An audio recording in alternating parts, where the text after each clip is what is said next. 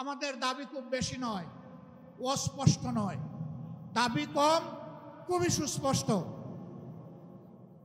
1 নম্বর দাবি হচ্ছে জুলাই বিপ্লবকে স্বীকৃতি দিতে হবে। যারা জুলাই বিপ্লব মানবেন না তাদের জন্য 26 সালে কোনো নির্বাচন নাই। 26-এর নির্বাচন দেখতে হলে আগে জুলাই বিপ্লবের স্বীকৃতি লাগবে। আর জুলাই বিপ্লবের স্বীকৃতি দিতে হলে জুলাই সনদের আইনি ভিত্তি দিতেই হবে। এই আইনি ভিত্তি ছাড়া কোনো নির্বাচন অনুষ্ঠান হওয়ার কোনো সম্ভাবনা নেই। কখন হবে এই আইনি ভিত্তির গুড়াপত্তন? এদেশের মুক্তিকামী মানুষের কথা একটাই, জাতীয় সংসদ নির্বাচনের আগে গণভোট অনুষ্ঠিত হতে হবে। গণভোটের ব্যাপারে সকল দল একমত, তাহলে তারিখ নিয়ে এই বায়নাবাজি কেন? একমত হয়ে যখন স্বাক্ষর করেছি সবাই, তখন গণভোট আগে হওয়াই হচ্ছে যুক্তিযুক্ত। এর মধ্য দিয়ে আইনি ভিত্তির পাটাতন তৈরি হবে ইনশাআল্লাহ, এবং এর ভিত্তিতেই আগামী জাতীয় সংসদের নির্বাচন অনুষ্ঠিত হবে।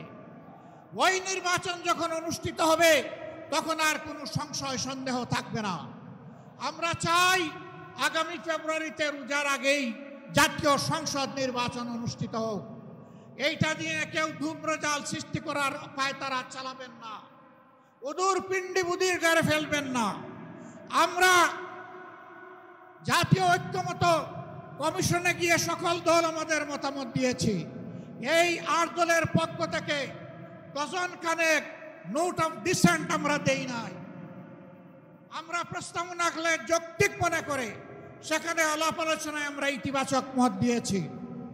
এরপরে সংখ্যাগরিষ্ঠ দলের মতামতের ভিত্তিতে একটা চার্টার তৈরি হয়েছে। এটি হচ্ছে গণতন্ত্রের কথা, যে সংখ্যাগরিষ্ঠ যা বলবে বাকিরা তাই মেনে নেবে। কিন্তু আমরা দেখলাম না, কেউ কেউ তা মেনে নিতে রাজি নন। জুলাই সনদেই যদি আপনি গণতন্ত্রের প্রতি শ্রদ্ধা না দেখান, জাতীয় নির্বাচনে আপনি শ্রদ্ধা দেখাবেন কিভাবে? এই জায়গায় আসতে হবে। সকল বায়না ভুলে যান, জুলাই শহীদের রক্তের প্রতি সম্মান দেখান। জুলাইয়ে যারা লড়াই করেছে বুক টাট করে, যারা পঙ্গু আহত হয়ে এখনো দুঃখে দুঃখে কষ্ট করছে, মেহরবানি করে তাদের বুকের ভাষা বোঝার চেষ্টা করুন। আমার ভাই আল্লামা মামুনুল হক সাহেব বলেছেন, লড়াই করে ফ্যাসিবাদ বিদায় করেছি, লড়াই করে জনগণের দাবি আদায় করব। আমি স্পষ্ট ভাষায় বলতে চাই, কোনো দলের নয়, জনতার বিজয় হবে ইনশাআল্লাহ।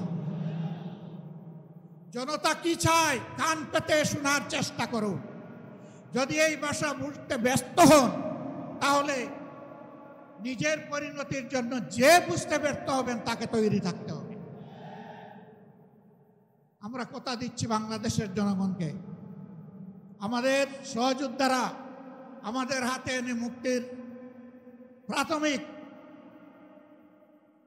পরিবেশটা উপহার দিয়েছে। আমরা জনগণের মুক্তি আদায় করেই ঘরে ফিরবো ইনশাআল্লাহ। আমরা ভদ্র ভাষায় কথা বলছি, ভদ্র ভাষায় কথা বলবো, কিন্তু আমাদের দাবির ব্যাপারে আমরা হিমালয়ের মতো অনড় থাকব। কারণ এই দাবি জনগণের দাবি, কোনো দলের দাবি নয়। এই দাবি বিপ্লবের দাবি, এই দাবি ফ্যাসিবাদের দাবি নয়। অতএব ফ্যাসিবাদের দাবির কাছে বাংলাদেশের জনগণ মাথা নত করবে। তৈরি হন।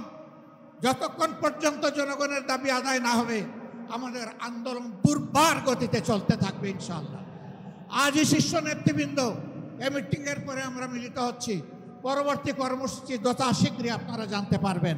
সেই কর্মসূচি বাস্তবায়নের জন্য প্রস্তুতি নেওয়ার আহ্বান জানিয়ে এবং সরকারকে জনগণের ভাষা বুঝে অতি শীঘ্র গণভোট আগে দেওয়ার সিদ্ধান্ত নেওয়ার আহ্বান জানিয়ে আমার বক্তব্য এখানেই শেষ করছি।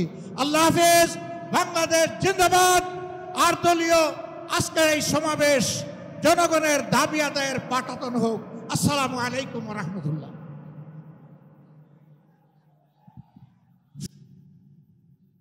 বন্ধু সংগঠন সমূহের সম্মানিত শীর্ষ নেতৃবৃন্দ, আজকের এই জনসমুদ্রে হাজির জুলাই বিপ্লবের সহযোদ্ধা সংগ্রামী সাথী এবং বন্ধুগণ, গণমাধ্যমের সম্মানিত বন্ধুগণ, আমরা মহান আল্লাহ তাআলার শুকরিয়া আদায় করছি। জুলাই বিপ্লবের মধ্য দিয়ে ফ্যাসিবাদের পতন হওয়ার কারণেই আজ পল্টন মোড়েও এই সমাবেশ অনুষ্ঠিত হতে পারছে। আলহামদুলিল্লাহ রাব্বিল আলামিন। প্রিয় দেশবাসী, আসরের নামাজের সময় আসন্ন হয়, আমি খুব সংক্ষেপে দুই একটি কথা বলেই সভাপতি সাহেবকে আমরা তার বক্তব্য প্রদান করার জন্য আহ্বান জানাবো ইনশাআল্লাহ। আসসালামু আলাইকুম ওয়া রাহমাতুল্লাহি ওয়া বারাকাতুহু। নাহমাদুহু ওয়া নাশকুরুহু ওয়া নুসাল্লি আলা রাসূলিহিল কারীম। আম্মা বা'দ, ফাআউযু বিল্লাহি মিনাশ শাইতানির রাজীম। বিসমিল্লাহির রাহমানির রহিম। আকিমুদ্দিন ওয়া লা তাতাফাররাকু। সাদাকাল্লাহুল আযীম। আন্দোলনরত 8 দল আয়োজিত আজকের এই বিশাল জনসমুদ্রের মহতারাম সভাপতি, ইসলামী আন্দোলন বাংলাদেশের মহতারাম আমির পীর শাহ হুজুর চরমনাই প্রধান অতিথি হিসাবে উপস্থিত থাকবেন। বাংলাদেশ জামাত ইসলামীর মহতারাম আমির ডাক্তার শফিকুর রহমান সাহেব উপস্থিত রয়েছেন। বিশেষ অতিথি বাংলাদেশ খেলাফত মজলিসের মহতারাম আমির আল্লামা মামুনুল হক সহ জাতীয় নেতৃবৃন্দ, সাংবাদিক বন্ধুগণ, সর্বস্তরের ভাইয়েরা, গণ অভ্যুত্থানের পরে এদেশের মানুষের মনে প্রত্যাশা জাগ্রত হয়েছিল তারা একটা নতুন বাংলাদেশ পাবে, সুন্দর একটা বাংলাদেশ গড়বার জন্যে এদেশের ইসলাম প্রেমিক, দেশপ্রেমিক শক্তি যখন এক হয়েছে, একদল মানুষের গাত্রদাহ শুরু হয়ে গেছে।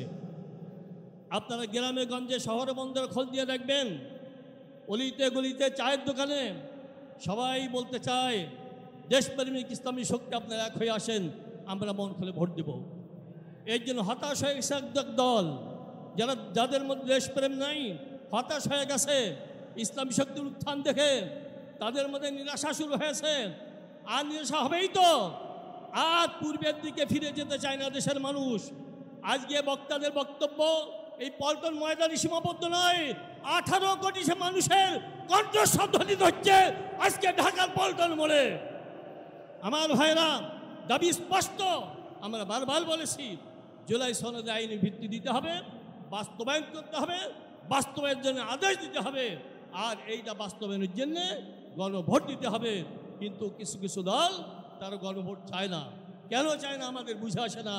তারা চায় পানি ঘোলা করতে, আমরা চাই স্বচ্ছ পানি অবস্থায় এদেশের মানুষ সুন্দর একটা দেশ পাবে। যারা পানি ঘোলাতে চায় তাদের পরিণতি ভালো হবে না।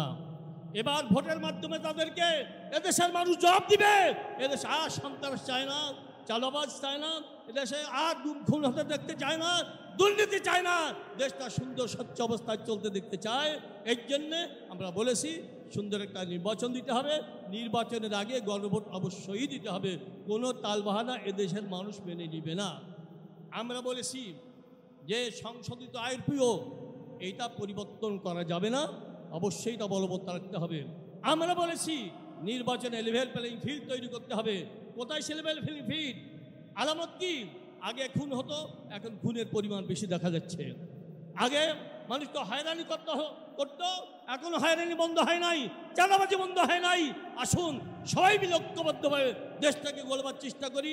যারা দেশটাকে নিয়ে ষড়যন্ত্র করছে, দেশি বিদেশি যত অপশক্তি, সবগুলোকে উৎখাত করে ইনশাল্লাহ দেশপ্রেমিক ইসলামী শক্তি ঐক্যবদ্ধভাবে দেশটাকে সুন্দরভাবে গড়বার লক্ষ্যে কোটি কোটি মানুষকে নিয়ে সামনে চলতে হবে। সবাই রাজি আছে কিনা?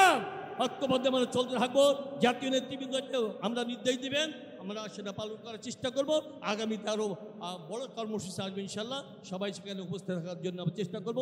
সবাইকে ধন্যবাদ জানিয়ে আমার সংক্ষিপ্ত আলোচনা শেষ করছি। আসসালামু আলাইকুম। সংগ্রামী সাথী ও বন্ধুগণ,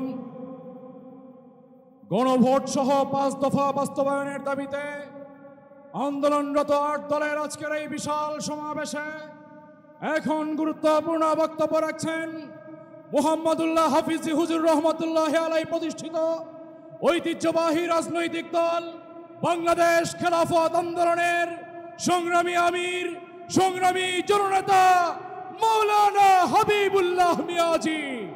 বক্তব্য রাখছেন বাংলাদেশ খেলাফত আন্দোলনের সংগ্রামী আমির, সংগ্রামী জননেতা মাওলানা হাবিবুল্লাহ মিয়াজি।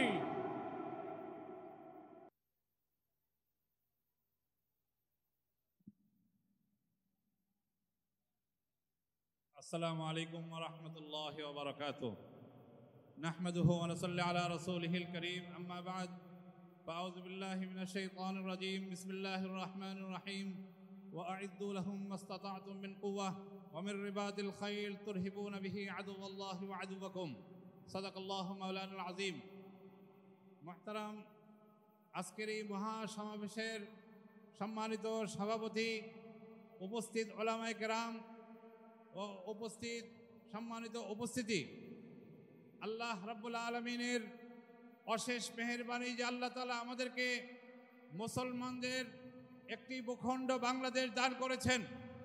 এই দেশে যারা বসবাস করছেন তাদের 95% মুসলমান রয়েছে।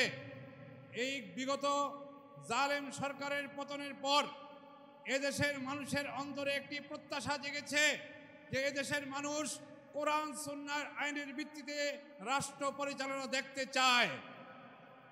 আমরা উলামায়ে কেরামের আজকের এই সমাবেশ থেকে, আমরা উলামায়ে কেরামের জবান থেকে এই ঘোষণা শুনতে চাই, আগামী সরকার যাতে ইসলামী সরকার হয় দেশে, যা জনগণের প্রত্যাশা তা যেন অবশ্যই পুরা হয়।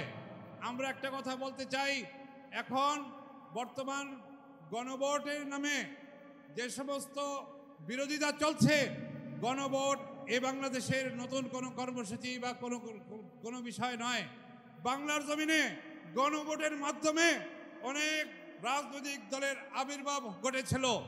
তাই আমরা বলতে চাই, গণভোটকে ভয় না পেয়ে আজকের এই 8 দলের মূল দাবি আগামী নির্বাচন, আগামী জাতীয় নির্বাচনের পূর্বে গণভোট এদেশের জনগণের প্রত্যাশা। আমরা এই দাবি সরকারের কাছে চাই, যাতে সরকার এই দাবি মেনে নেয়। একটা কথা বলবো যে গত ফ্যাসিস্ট সরকার, হাসিনা সরকার, সেটা মারা গেছে, এখন তাকে দাফন করতে হবে। এখন আর কোনো দেরি নয়, সেই দাফনের মাধ্যমে এদেশের নতুন সরকার গঠন হবে ইনশাআল্লাহ। সংগ্রামী ভাই এবং বন্ধুগণ, আজকের এই ঐতিহাসিক বিশাল সমাবেশে